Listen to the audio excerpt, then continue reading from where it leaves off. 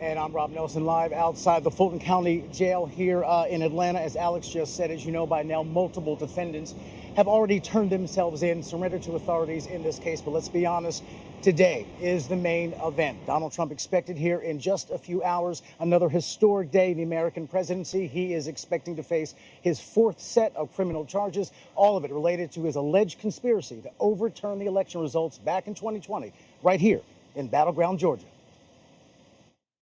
I just want to find 11,780 votes.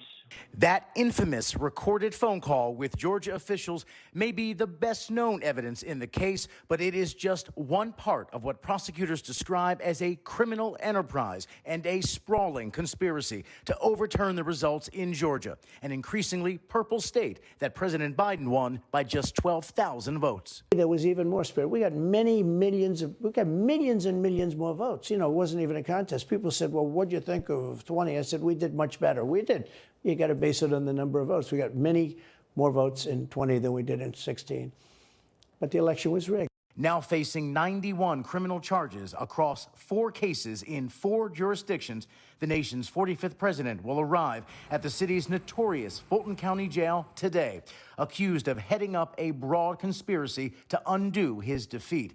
Trump is facing 13 charges in the case, the most serious of which is violating the state's Racketeering Act, a charge usually associated with mob bosses, not the former leader of the free world. Prosecutors say the broader conspiracy included pressuring state officials, harassing election workers, appointing fake electors, and even accessing voting machines in Coffee County, Georgia, to retrieve voting data.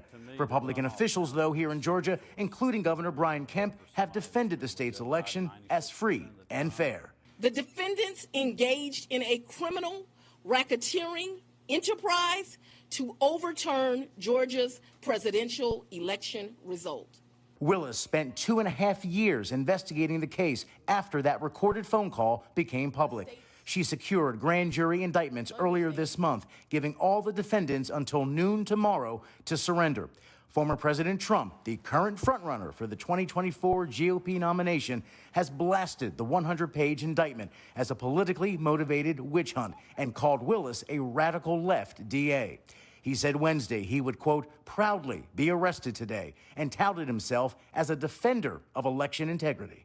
America has watched Trump's legal troubles multiply in recent months, from Florida to New York. But this fourth case is far more sprawling, entangling 18 other defendants, including lawyers and other aides, many of whom have already surrendered and been granted bond. Trump has already been granted a $200,000 bond in the case, the highest amount of any defendant so far.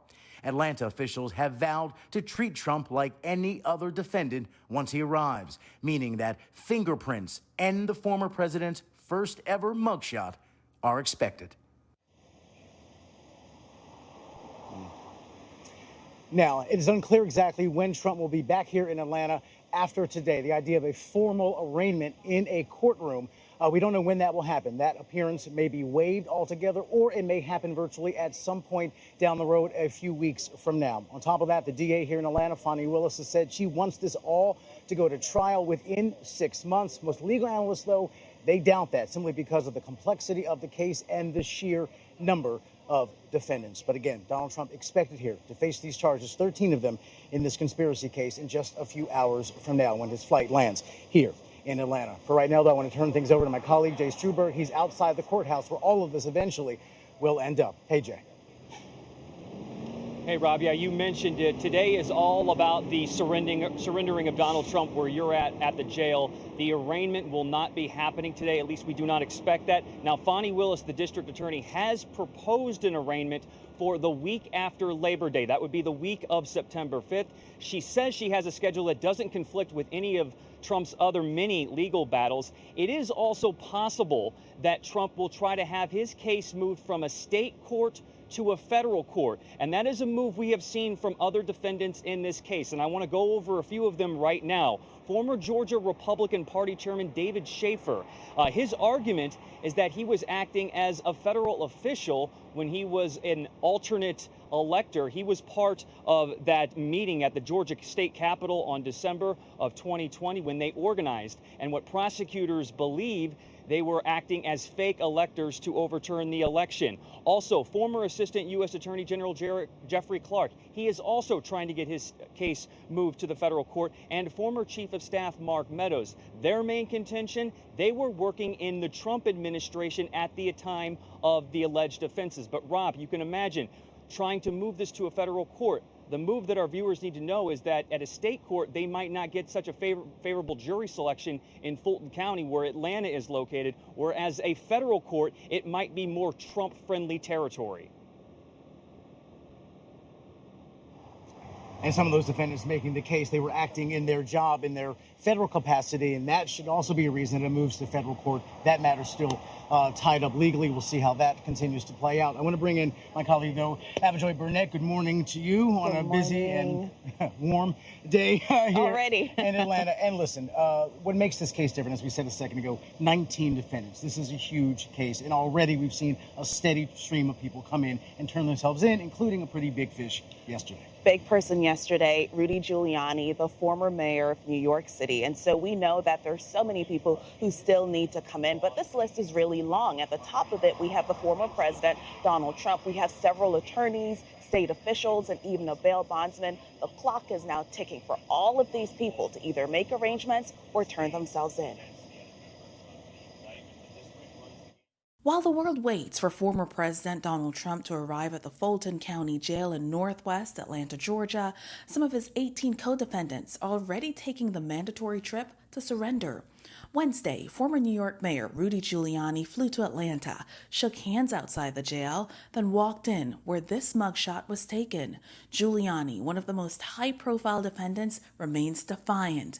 I am very, very honored to be involved in this case, because this case is a fight for our way of life.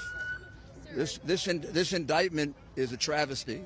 It's an attack on not just me, not just President Trump. Of the 9 people who surrendered by close of business Wednesday, 1 was a state senator, another a bail bondsman, and there were 6 attorneys. Some of their bond has been set at the highest levels. 19 people have been accused of trying to overturn Georgia's election results. At least 15 of them have already made arrangements for bond, but 2 people, Mark Meadows and Jeffrey Clark, tried to make the argument that they should not have to surrender while they wait for a judge to rule on a separate issue. But late Wednesday afternoon, a judge said they will have to turn themselves in at the Rice Street Jail by the deadline. So there was no basis in law or fact for the court to issue a stay. And so that judge denied it. And that means that both Meadows and Clark have to complete their arrangements, make their appearances by the deadline on Friday, post a bond, or there are going to be arrest warrants issued for them, and they could be picked up and brought in and processed that way. And so the argument that those 2 federal officials were trying to make is because they were acting within their official capacity. They wanted to be able to move this from the state level to the federal level, but the judge denied their request to slow everything down. So they still have to turn themselves in by midday on Friday, and then wait for everything else to play out. At this point, Rob, we're still waiting for an additional 10 or so people to turn themselves in. We know that last night people turned themselves in overnight.